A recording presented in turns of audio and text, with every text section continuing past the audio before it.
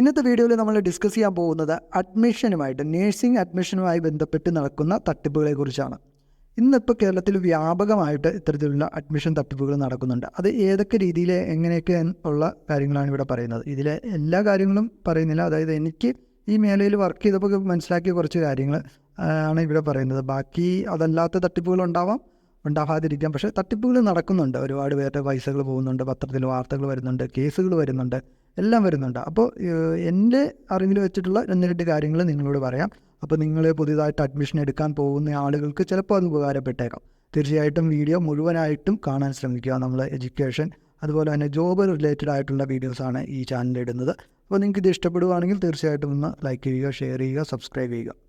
ഇതിലൊരു ആദ്യത്തെ ഒരു തട്ടിപ്പായിട്ട് എനിക്ക് പറയാനുള്ളതെന്ന് വെച്ച് കഴിഞ്ഞാൽ ഇപ്പോൾ ഏറ്റവും കൂടുതൽ കണ്ടുവരുന്ന ഒന്നാണ് ഈ ഫേക്ക് ആയിട്ടുള്ള ഏജൻസ് എന്ന് പറയുന്നത്. ഫേക്ക് ഏജൻസ് എന്ന് എന്ന് വെച്ച് കഴിഞ്ഞാൽ നമുക്കറിയാം, ഇപ്പോൾ കേരളത്തിൽ നഴ്സിംഗ് പഠിക്കുന്നതിനേക്കാൾ കൂടുതൽ ആളുകൾ കേരളത്തിന് വെളിയിലുള്ള പല സംസ്ഥാനങ്ങളിലും പഠിക്കുന്നുണ്ട്. സൗത്ത് ഇന്ത്യയിൽ തന്നെ തമിഴ്നാട്, അതുപോലെ തന്നെ കർണാടക, ആന്ധ്ര, തെലുങ്കാന, ഈ സംസ്ഥാനങ്ങളിലെല്ലാം പഠിക്കുന്നുണ്ട്. ഇവിടെയൊക്കെ പോയി നമ്മൾ സീറ്റ് എടുക്കുന്നതിൽ ഒരു 90% ആളുകളും ഏതെങ്കിലും ഒരു ഏജൻറ്റ് വഴിയോ ഒരു കൺസൾട്ടൻറ്റ് വഴിയൊക്കെയാണ് ഇതെടുക്കുന്നത്. വളരെ കുറച്ച് ആളുകൾ മാത്രമാണ് കോളേജുമായിട്ട് നേരിട്ടൊക്കെ ചെയ്യുന്നത്. അതിനൊരു പ്രധാന കാരണം എന്ന് വെച്ച് കഴിഞ്ഞാൽ, ഇപ്പോൾ ഈ പറയുന്ന സംസ്ഥാനങ്ങളിലെയൊക്കെ വലിയ വലിയ കോളേജുകളിൽ സീറ്റ് വലിയ ഏജൻസ് ഒറ്റയടിക്ക് ഫുള്ളായിട്ട് ഇങ്ങ് വാങ്ങുകയും അത്തരത്തിലുള്ള ഏജൻസികൾ സബ്ബായിട്ടുള്ള നിൽക്കുന്ന അല്ലെങ്കിൽ അവരുടെ സബ് ഏജൻസിമാർക്ക് കേരളത്തിന് പല ഭാഗങ്ങളിലുള്ള സബ് ഏജൻസിമാർക്ക് ഇത്തരത്തിലുള്ള സീറ്റുകൾ വീതിച്ചു കൊടുക്കുകയും അവരെന്നിട്ട് മാർക്കറ്റ് ചെയ്തിട്ട് അഡ്മിഷൻ എടുക്കുന്ന ഒരു പരിപാടിയാണ് വരുന്നത്. അപ്പോൾ ഇങ്ങനെ വരുമ്പോൾ ഈ ഡയറക്റ്റുള്ള, അതായത് കോളേജുകൾ വളരെ കുറച്ച് കോളേജുകൾ മാത്രമാണ് ഡയറക്റ്റ് ഈ പറയുന്ന അഡ്മിഷനുകൾ എടുക്കുന്നുള്ളൂ. അല്ലാതെ എല്ലാം ബാക്കി ഏജൻസിമാരാണ്. അപ്പോൾ ഈ ഒരു ഇതിൽ അഡ്മിഷൻ്റെ ഒരു പരിപാടിയിൽ ഏജൻസിമാർ ഒരു വളരെ ഇമ്പോർട്ടൻ്റ് ആയിട്ടുള്ള കാര്യമാണ്. വർഷങ്ങളായിട്ട് ആ ഒരു രീതിയിൽ തന്നെയാണ് കേരളത്തിൽ അഡ്മിഷൻ പരിപാടികളൊക്കെ നടക്കുന്നത്. ഒരുപാട് നല്ല സ്ഥാപനങ്ങളും നല്ല ആളുകളും ഈ ഒരു ഇതിലുണ്ട്.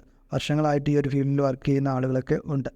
പക്ഷേ ഈ അടുത്ത കാലത്തൊക്കെ ആയിട്ട് ഈ ഇൻ്റർനെറ്റിൻ്റെയും അതുപോലെ തന്നെ സോഷ്യൽ മീഡിയയുടെയൊക്കെ ഒരു വലിയൊരു വളർച്ചയുടെ ഈ കാലഘട്ടത്തിൽ അത് വെച്ച് ഒരുപാട് ആളുകൾ പലരെയും ചൂഷണം ചെയ്ത് പൈസ തട്ടുന്നുണ്ട്. ഇപ്പോൾ കഴിഞ്ഞ വർഷമൊക്കെ ആണെങ്കിൽ അതിനെ സംബന്ധിച്ച് ഒരുപാട് കേസുകളൊക്കെ റിപ്പോർട്ട് ചെയ്തിട്ടുണ്ട്. ഇത് സംഭവം എന്ന് വെച്ച് കഴിഞ്ഞാൽ സിമ്പിളാണ്. അതായത് ഇത്തരത്തിലുള്ള ഫേക്ക് ഏജൻസിമാർ ചെയ്യുന്നതെന്ന് വെച്ച് കഴിഞ്ഞാൽ, അവർ പോയിട്ട് ഏതെങ്കിലും ഒരു സോഷ്യൽ മീഡിയയിൽ ഒരു പേജോ കാര്യങ്ങളൊക്കെ ചെയ്യും. അത് കഴിഞ്ഞിട്ട് ഈ ഗൂഗിളിൽ അല്ലെങ്കിൽ സോഷ്യൽ മീഡിയയിലൊക്കെ ആർട്സ് കൊടുക്കുക എന്ന് പറയുന്നത് ചെറിയൊരു എമൗണ്ട് കൊടുത്തു കഴിഞ്ഞാൽ നമുക്ക് ആർട്സ് കൊടുക്കാൻ പറ്റും. അങ്ങനെ ആർട്സ് കൊടുത്ത് അതിൽ പല ഓഫറുകളും കൊടുക്കും. അതായത് ഇന്ന നഴ്സിംഗ് കോളേജിൽ ഇത്ര റേറ്റ് കുറവുണ്ട്, ഇപ്പോൾ എടുത്തു കഴിഞ്ഞാൽ ഇത്ര ഇതുണ്ടെന്ന് പറഞ്ഞിട്ട് ചെറിയ എമൗണ്ടുകൾ ഇവരുടെ നിന്ന് കളക്ട് ചെയ്യും. അതൊരു വലിയ എമൗണ്ട് ആയി കഴിയുമ്പോഴത്തേനും ഇവർ ഒറ്റ മുങ്ങും. പിന്നെ അവരെ പിടിക്കാനോ കാര്യങ്ങളൊന്നും പറ്റത്തില്ല. ഇപ്പോൾ കഴിഞ്ഞ വർഷമൊക്കെ പത്രങ്ങളിലൊക്കെ നിങ്ങൾ ചിലപ്പോൾ ഇത്തരത്തിലുള്ള കാര്യങ്ങൾ വായിച്ചിട്ടുണ്ടാകും. അങ്ങനെ ഒത്തിരി ആളുകൾ ഇപ്പോൾ ഫേക്ക് ഏജൻസിമാരുടെ ഇതിൽ ചെന്നുപെടുന്നുണ്ട്. അപ്പോൾ നിങ്ങൾ ഈ വർഷം മുതൽ അല്ലെങ്കിൽ ഇനി അഡ്മിഷൻ എടുക്കാൻ പോകുന്ന ആളുകൾ നിങ്ങളുടെ ഏജൻസിനെ അല്ലെങ്കിൽ ഇത്തരത്തിലുള്ള അഡ്മിഷൻ പ്രോസസ്സ് ചെയ്തു തരുന്ന ആളുകളെ നിങ്ങൾ തിരഞ്ഞെടുക്കുമ്പോൾ വളരെയധികം കാര്യങ്ങൾ നിങ്ങൾ ശ്രദ്ധിക്കുക. ഒന്നാമതായിട്ട് നിങ്ങൾ ഇത്തരത്തിലുള്ള ഇപ്പോൾ എല്ലാവരും തന്നെ നല്ല ഏജൻസും അതുപോലെ തന്നെ ഫേക്ക് ആയിട്ടുള്ള ഏജൻസൊക്കെ തന്നെ അവരുടെ ബേസിക് ആയിട്ടുള്ള പരസ്യങ്ങൾ ചെയ്യുന്നത് ഈ പറയുന്ന സോഷ്യൽ മീഡിയയിലൊക്കെ തന്നെയാണ്. കാരണം അവർക്കും അത് ചെറിയൊരു എമൗണ്ടിൽ കാര്യങ്ങളൊക്കെ നടക്കും. അപ്പോൾ അതുകൊണ്ട് എല്ലാവരും തന്നെ സോഷ്യൽ മീഡിയനെ ഇത് ചെയ്യുന്നുണ്ട്, നല്ല ആളുകളും ചീത്ത ആളുകൾ. അപ്പോൾ നിങ്ങൾ ഫസ്റ്റ് ഒരു ടോക്കും കാര്യങ്ങളൊക്കെ ഈ പറയുന്ന ഫോണിൽ കൂടെയും കാര്യങ്ങളിലൂടെയൊക്കെ നടത്തി കഴിഞ്ഞാൽ, സെക്കൻഡറി ചെയ്യേണ്ടതെന്ന് വെച്ച് കഴിഞ്ഞാൽ നിങ്ങൾ കഴിവതും ഇത്തരത്തിലുള്ള ഏജൻറ്റുമാരെ നേരിട്ട് മീറ്റ് ചെയ്യുക. നേരിട്ട് അവരുടെ ഓഫീസിൽ പോയിട്ട് മീറ്റ് ചെയ്യാൻ ശ്രമിക്കുക. ഒരിക്കലും ചില ഏജൻസ് നമ്മുടെ വീട്ടിലോട്ട് വരാമെന്ന് പറയും. അങ്ങനെ വന്ന് സംസാരിക്കുന്നതുകൊണ്ട് കുഴപ്പമില്ല. എങ്കിലും നിങ്ങളൊരു വലിയ ട്രാൻസാക്ഷനും കാര്യങ്ങളൊക്കെ ചെയ്യുന്നതിന് മുമ്പ് നിങ്ങൾ അവരുടെ ഓഫീസുകളിൽ പോയിട്ട് നേരിട്ട് സംസാരിക്കാൻ ശ്രമിക്കുക. കാരണം ഈ ഒരു വീട്ടിൽ വർഷങ്ങളായിട്ട് നിൽക്കുന്ന ആളുകൾക്ക് പ്രോപ്പറായിട്ടുള്ളൊരു ഓഫീസും കാര്യങ്ങളും അഡ്രസ്സും എല്ലാം ഉണ്ടാവും, എല്ലാ സാധനങ്ങളും ഉണ്ടാവും. ചില ആളുകൾക്ക് ഒന്നിലധികം ബ്രാഞ്ചസ് വരെ പല സ്ഥലങ്ങളിൽ ഉണ്ടാവും. അതുപോലെ സ്റ്റാഫ് കാര്യങ്ങളെല്ലാം ഉണ്ടാവും. അവർ പ്രൊഫഷണലായിട്ട് ചെയ്യുന്നതാണ്. അപ്പോൾ കഴിവതും നിങ്ങൾ ഒരിക്കലും ഫോണിൽ കൂടെ മാത്രം ഇട്ടിട്ട് വാട്സപ്പിൽ ഡീറ്റെയിൽ ഇട്ടിട്ട് നിങ്ങൾ പൈസ കൊടുക്കരുത്. അതുപോലെ തന്നെ നിങ്ങളുടെ വീട്ടിലോട്ട് വന്ന് സംസാരിക്കാമെന്ന് പറഞ്ഞവർ കുഴപ്പമില്ല, സംസാരിക്കുന്നതുകൊണ്ട് കുഴപ്പമോ കാര്യങ്ങളൊന്നുമില്ല. അവിടെയും ട്രാൻസാക്ഷൻ്റെ ഒക്കെ ചെയ്യുന്നതിന് മുമ്പ് അവരുടെ ഓഫീസിലും കാര്യങ്ങളൊക്കെ പോയിട്ട് ഇരുന്ന് അത് ചെയ്യാൻ നോക്കുക. അക്കൗണ്ട് വഴിയൊക്കെ ട്രാൻസ്ഫർ ചെയ്യാനൊക്കെ ശ്രമിക്കുക. കാരണം അതൊക്കെ ഒരു ഇതാണ്, ഇതിൽ നിന്ന് മാറുക. അതല്ലാതെ ഇവരെ കണ്ടുപിടിക്കുക എന്ന് പറയുന്നത്, അല്ലെങ്കിൽ ഫേക്കും ഇതും കണ്ടുപിടിക്കുക എന്ന് പറയുന്നത് വേറെ ഇതുമല്ല. അപ്പോൾ അങ്ങനെ സംസാരിക്കുക. പിന്നെ ഇവരിൽ നിന്ന് അഡ്മിഷൻ എടുത്ത ആളുകൾ, മുൻ വർഷങ്ങളിൽ അഡ്മിഷൻ എടുത്ത ആളുകളൊക്കെ ആയിട്ട് സംസാരിക്കാൻ പറ്റുമെങ്കിൽ അതും നല്ലതാണ്. അങ്ങനെയൊക്കെ ചെയ്ത് ഇതൊരു ഉറപ്പ് വരുത്തിയതിന് ശേഷം മാത്രം ഈ ഒരു പേയ്മെൻറ്റും കാര്യങ്ങളൊക്കെ ചെയ്യുക. ഒരു കാരണവശാലും നിങ്ങൾ ഫോണിൽ കൂടെ മാത്രം വെച്ചിട്ടുള്ള ബന്ധത്തിൽ പേയ്മെൻറ്റ് കൊടുക്കരുത്. അങ്ങനെ ചെയ്യുന്നവർ ഒരുപാടുണ്ട്. അങ്ങനെയാണ് ഫേക്ക് ഏറ്റവും കൂടുതൽ നടക്കുന്നതും. കാരണം അത് ഇപ്പോഴത്തെ ഒരു രീതിയാണ്. പല തന്ത്രങ്ങൾ ഇവരിടും. സീറ്റ് തീർന്നു പോയി, അല്ലെങ്കിൽ ഇന്ന ദിവസം ബുക്ക് ചെയ്ത് കഴിഞ്ഞാൽ ഇത്ര ഇത് കുറവാണെന്നൊക്കെ പറഞ്ഞ് ഫോണിൽ കൂടെ ചെയ്യും. അപ്പോൾ ഉറപ്പായിട്ടും നമ്മുടെ മാതാപിതാക്കൾക്ക് അല്ലെങ്കിൽ അവർക്കൊരു ടെൻഷനുണ്ട്, നമ്മുടെ കുട്ടികൾക്ക് ഇത് കിട്ടിയില്ല, അങ്ങനെയൊക്കെ വരും. അതൊക്കെ ചൂഷണം ചെയ്തിട്ടാണ് ഇതിൽ തട്ടിപ്പുകൾ നടത്തുന്നത്. അപ്പോൾ ആ കാര്യങ്ങൾ നിങ്ങൾ കറക്റ്റായിട്ട് ചെക്ക് ചെയ്യുക. നിങ്ങളൊരു ഏജൻസിൻ്റെ അടുത്ത് പോകുമ്പോൾ ഇത്തരം കാര്യങ്ങളൊക്കെ നോക്കുക. അടുത്തൊരു കാര്യം എന്ന് പറയുന്നത് എനിക്ക് തോന്നിയിട്ടുള്ളത് ഈ അപ്രൂവൽ അല്ലാണ്ട്, അതായത് അംഗീകാരമില്ലാത്ത നേഴ്സിംഗ് കോളേജുകളിൽ അഡ്മിഷൻ എടുക്കുന്നത്. അത് ചില ഏജൻറ്റുമാരത് ചെയ്യുന്നുണ്ട്. അതുപോലെ തന്നെ കൂടുതലും ഈ ഡയറക്റ്റൊക്കെ പോയിട്ട് ചെയ്യാൻ ശ്രമിക്കുന്ന ആളുകൾക്കാണ് അങ്ങനെ ഒരു അബദ്ധങ്ങൾ പറ്റുന്നത്. അപ്പോൾ അതെന്ന് വെച്ചാൽ സംഗതി വളരെ സിമ്പിളാണ്. അതായത് ഇപ്പോൾ ഒരു ഇൻസ്റ്റിറ്റ്യൂഷന് ചിലപ്പോൾ ഒരു 60 സീറ്റിൽ എല്ലാ അംഗീകാരത്തോടു കൂടി അവർക്ക് പഠിപ്പിക്കാനും കാര്യങ്ങളെല്ലാം അഫിലിയേഷനും കാര്യങ്ങളെല്ലാം ഉണ്ടാവും. എന്നാൽ അവർക്ക് അവിടെ ആ ഒരു കോളേജിൽ അല്ലെങ്കിൽ അതിൻ്റെ വേറെ ക്യാമ്പസുകളായിട്ട് അവർക്ക് ചിലപ്പോൾ ഒരു 100-120 ആളുകളെ പഠിപ്പിക്കാനുള്ള എക്യുപ്മെൻറ്റും കാര്യങ്ങളെല്ലാം ഉണ്ടാവും.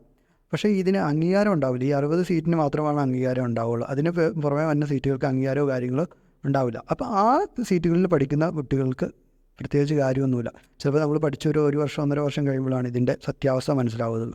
അപ്പോൾ ഇതിൻ്റെ കുറേ ഫീസും കാര്യങ്ങളൊക്കെ പോവും. അതുപോലെ തന്നെ നമ്മുടെ ഈ പറയുന്ന സമയവും കാര്യങ്ങളൊക്കെ പോകും. അങ്ങനെ ഒരു തട്ടിപ്പ് ഇത് നടത്തുന്നുണ്ട്. അപ്പോൾ നിങ്ങളൊരു കോളേജ് തിരഞ്ഞെടുക്കുമ്പോൾ ഇതിന് ഏതൊക്കെ അംഗീകാരമുണ്ട് എന്നതിനെക്കുറിച്ച് നിങ്ങൾ ശക്തമായിട്ട് ചെക്ക് ചെയ്തിട്ട് മാത്രം നിങ്ങൾ ചെയ്യുക. അത് ഏജൻസിൻ്റെ ഭാഗത്തുനിന്ന് മാത്രമല്ല, നിങ്ങൾക്കും ചെക്ക് ചെയ്യാൻ പറ്റുന്നതാണ്. അതെങ്ങനെയാണെന്നുള്ളത് ഞാൻ എൻ്റെ അടുത്ത വീഡിയോയിൽ നമുക്ക് സംസാരിക്കാം എങ്ങനെയാണെന്ന്. അതല്ലെങ്കിൽ വേറെ ഒരുപാട് ഈ യൂട്യൂബേഴ്സും കാര്യങ്ങളൊക്കെ അതിനെക്കുറിച്ച് വീഡിയോസ് ചെയ്തിട്ടുണ്ട്. അപ്പോൾ അതായാലും കണ്ടാലും മതി. ഞാൻ ഓൾറെഡി അടുത്ത വീഡിയോ അതിനെക്കുറിച്ചാണ് ചെയ്യുന്നത്. അപ്പോൾ അത് നിങ്ങൾ നിർബന്ധമായിട്ടും ചെക്ക് ചെയ്യുക. പിന്നെ വേറെ കണ്ടുവരുന്ന ഒരു ചെറിയ ഇതെന്ന് വെച്ചാൽ ഒരു കോളേജിൻ്റെ പേരിൽ അവർ മാർക്കറ്റ് ചെയ്യും. അപ്പോൾ നമ്മൾ അവിടെ ചെല്ലുമ്പോൾ ചിലപ്പോൾ അല്ലെങ്കിൽ സീറ്റ് എടുക്കാറാകുമ്പോഴത്തേനും ചിലപ്പോൾ വേറൊരു കോളേജ് വരും, അത് പോയി ഇത് പോയി എന്നൊക്കെ പറഞ്ഞിട്ട് പറയും. അത് ഏജൻറ്റുമാരാണ് കൂടുതൽ ചെയ്യുന്നത്. അപ്പോൾ അതും നോക്കുക. അത് വലിയ തട്ടിപ്പായിട്ട് പറയാൻ പറ്റില്ല, ചില സമയങ്ങളിൽ തീർത്ത് പോകുന്നതാണ്. പക്ഷേ അതും അങ്ങനെ ഒരു സംഗതി ഉണ്ടാവും. അപ്പോൾ നിങ്ങൾ ഉദ്ദേശിക്കുന്ന കോളേജ് ചിലപ്പോൾ കിട്ടിയില്ലെന്നും വരും. അപ്പോൾ അതുപോലെ ഉണ്ട്. അപ്പോൾ നിങ്ങൾ കഴിവതും ഇപ്പോഴത്തെ കാലഘട്ടത്തിൽ നിങ്ങളൊരു അഡ്മിഷൻ എടുക്കുന്നുണ്ടെങ്കിൽ നിങ്ങൾ പല രീതിയിൽ ചെക്ക് ചെയ്യണം. ഒരാളെ അങ്ങോട്ട് അന്ധമായിട്ട് ഡിപ്പെൻഡ് ചെയ്തിട്ട് അങ്ങനെ ചെയ്യാൻ പാടില്ല. നിങ്ങൾ ഏജൻറ്റുമാരെ സംസാരിച്ച് ഇതൊക്കെ ഓക്കെ ആണെന്ന് നോക്കുക. അതുപോലെ കോളേജിൻ്റെ അഫിലിയേഷൻ കാര്യങ്ങൾ നോക്കുക. അങ്ങനെയൊക്കെ ചെയ്ത് കഴിഞ്ഞാൽ നിങ്ങൾക്ക് ഇത് ചെയ്യാൻ പറ്റുന്നതാണ്.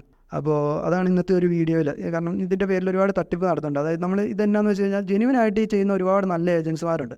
അവരുടെ ക്രെഡിബിലിറ്റി കൂടി ഇത്തരത്തിൽ തട്ടിപ്പുകളിലൂടെ വന്നുകൊണ്ട് പോവുകയാണ്. ആളുകൾക്ക് പേടിയായി മാറിക്കൊണ്ടിരിക്കുകയാണ്. അപ്പോൾ അതാണ് ഇത്തരത്തിലൊരു വീഡിയോയിലൂടെ ഞാൻ പറയാൻ ശ്രമിച്ചൊരു കാര്യം. അതുപോലെ തന്നെ നിങ്ങളും ഇത് ശ്രദ്ധിക്കേണ്ട ഒരു കാര്യം ആയതുകൊണ്ടാണ്.